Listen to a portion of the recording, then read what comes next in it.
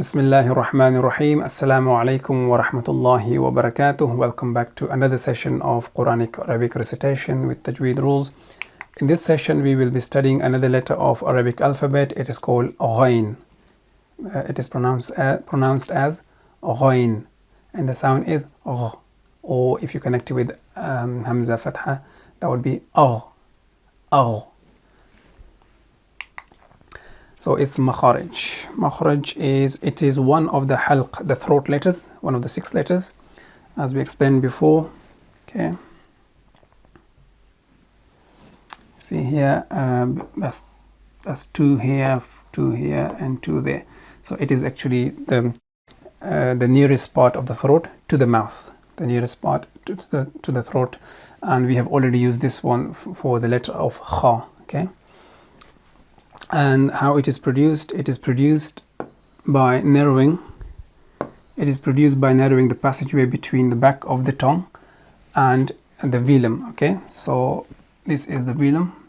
Okay, you can see here's the velum. So we are constricting the pathway between the back of the tongue and the velum. Okay, and it creates friction when the air passes through. Create the sound of Ghayn.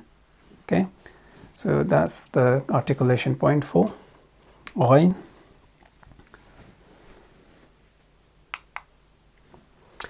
Is it a light or heavy letter? It is one of the heavy letters, because when we are pronouncing it, then our mouth or the lips does not remain in the state of flatness, or in the state as if you're going to start smiling.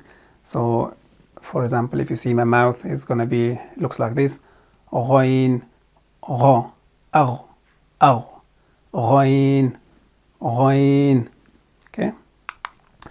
Is it a connector or non-connector? It is one of the connectors, because if you see its connecting forms, that goes to show that it is a connector, because if you see here, if it comes in the beginning of a word, then we can connect other letters with it after it, and if it comes in the middle of a word, then we can connect other letters with it before it or after it, and if it comes at the end of a word, then we can connect other letters with it before it. Okay, which fulfills the conditions of a connector.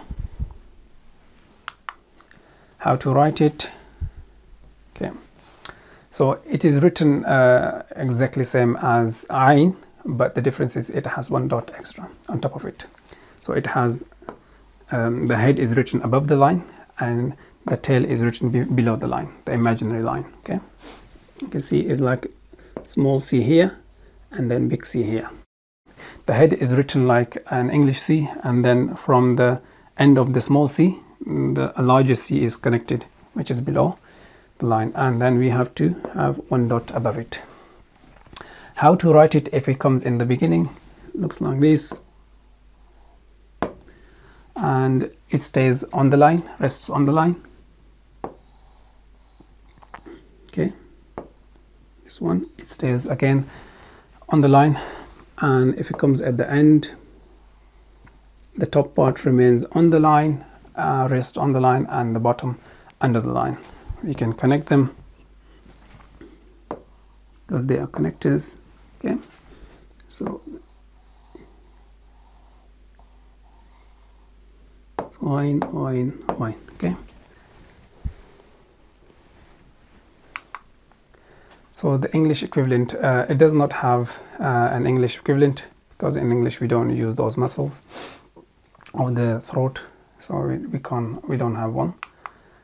For transliteration purposes, we will be using GH to represent Ghayn in transliteration of Quran or other texts. This is the end of this session. We will see you in next session, inshallah. Until then, assalamu alaikum wa rahmatullahi wa barakatuh.